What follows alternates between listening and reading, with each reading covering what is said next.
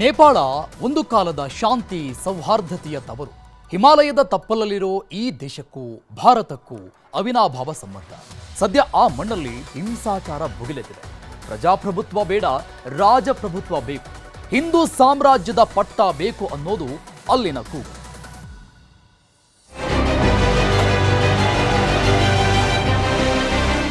ಭಾರತದ ಜೊತೆ ಗಡಿ ಹಂಚಿಕೊಂಡು ಹಿಮಾಲಯದ ತಪ್ಪಲಲ್ಲಿರುವ ನೇಪಾಳದಲ್ಲಿ ಸರ್ಕಾರದ ವಿರುದ್ಧ ಜನರು ದಂಗೆ ಎದ್ದಿದ್ದಾರೆ. ಹಿಂಸಾಚಾರ ಭುಗಿಲೆದ್ದಿದ್ದು ಜನರ ರೋಷಾಗ್ನಿಗೆ ಕಠ್ಮಂಡು ಧಗಧಗ ಹೊತ್ತಿ ಉರಿಯುತ್ತಿದೆ.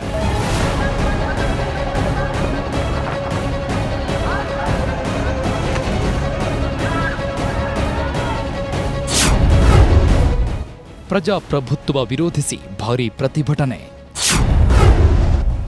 ರಾಜಾಡಳಿತ ಮರುಸ್ಥಾಪನೆಗೆ ಹೋರಾಟ. ರಾಜಾಡಳಿತ ಬೇಡ, ಪ್ರಜಾಪ್ರಭುತ್ವ ಬೇಕು ಅಂತ ಬೇರೆ ದೇಶಗಳಲ್ಲಿ ಜನ ಪ್ರತಿಭಟನೆ ಮಾಡೋದನ್ನ ನೋಡಿದ್ದೇವೆ. ಆದರೆ ನೇಪಾಳದಲ್ಲಿ ನಮಗೆ ಪ್ರಜಾಪ್ರಭುತ್ವ ಬೇಡ, ರಾಜಾಡಳಿತ ಬೇಕು ಅಂತ ಜನ ಬೀದಿಗಿಳಿದಿದ್ದಾರೆ. ಸರ್ಕಾರ ಹಾಗೂ ಸೇನೆ ಜೊತೆ ಯುದ್ಧಕ್ಕೆ ನಿಂತಿದ್ದಾರೆ. ರಾಜಧಾನಿ ಕಠ್ಮಂಡುವಿನಲ್ಲಿ ಹೋರಾಟ ತೀವ್ರಗೊಂಡಿದ್ದು ಹಿಂಸಾಚಾರಕ್ಕೆ ತಿರುಗಿದೆ.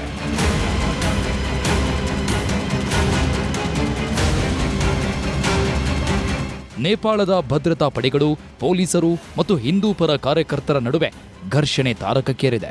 ನೇಪಾಳದಲ್ಲಿ ಮತ್ತೆ ರಾಜಪ್ರಭುತ್ವ, ಹಿಂದೂ ಸಾಮ್ರಾಜ್ಯದ ಸ್ಥಾನಮಾನವನ್ನ ಪುನಃ ಸ್ಥಾಪಿಸಲು ಒತ್ತಾಯಿಸಿ ವ್ಯಾಪಕ ಪ್ರತಿಭಟನೆ ನಡೀತಾ ಇದೆ. ರಾಜಪ್ರಭುತ್ವ ಪರ ರಾಷ್ಟ್ರೀಯ ಪ್ರಜಾತಂತ್ರ ಪಕ್ಷ ಮತ್ತು ಇತರ ಗುಂಪುಗಳು ಹೋರಾಟ ಮಾಡ್ತಿವೆ. ಪ್ರತಿಭಟನೆಗಳು ಹಿಂಸಾರೂಪ ಪಡೆದಿದ್ದು ನೂರಾರು ವಾಹನಗಳು ಬೆಂಕಿಗಾಹುತಿಯಾಗಿವೆ.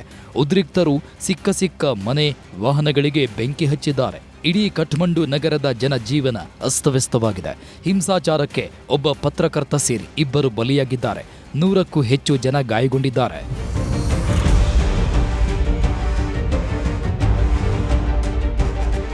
ಪರಿಸ್ಥಿತಿಯನ್ನ ನಿಯಂತ್ರಿಸಲು ಪೊಲೀಸರು ಅಶ್ರುವಾಯು ಮತ್ತು ರಬ್ಬರ್ ಗುಂಡುಗಳನ್ನು ಹಾರಿಸಿದ್ದಾರೆ.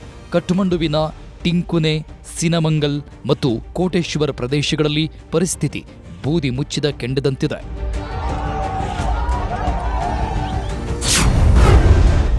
ನೇಪಾಳವು 2008ರಲ್ಲಿ ಸಂಸತ್ತಿನ ಘೋಷಣೆಯ ಮೂಲಕ ತನ್ನ 240 ವರ್ಷಗಳಷ್ಟು ಹಳೆಯದಾದ ರಾಜಪ್ರಭುತ್ವವನ್ನು ರದ್ದುಗೊಳಿಸಿತ್ತು.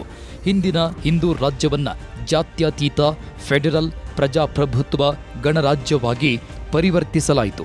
ಈ ಮೂಲಕ ಜ್ಞಾನೇಂದ್ರ ಶಾ ಅವರ ರಾಜಾಡಳಿತ ಅಂತ್ಯವಾಯಿತು. ಅಂದಿನಿಂದ ನೇಪಾಳದಲ್ಲಿ ಪ್ರಜಾಪ್ರಭುತ್ವ ವ್ಯವಸ್ಥೆ ಜಾರಿಗೆ ಬಂತು.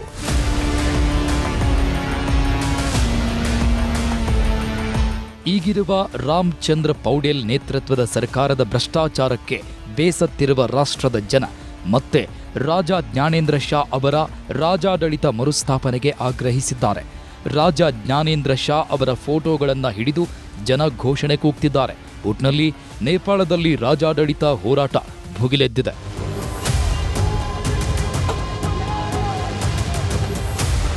Bureau report, news 18.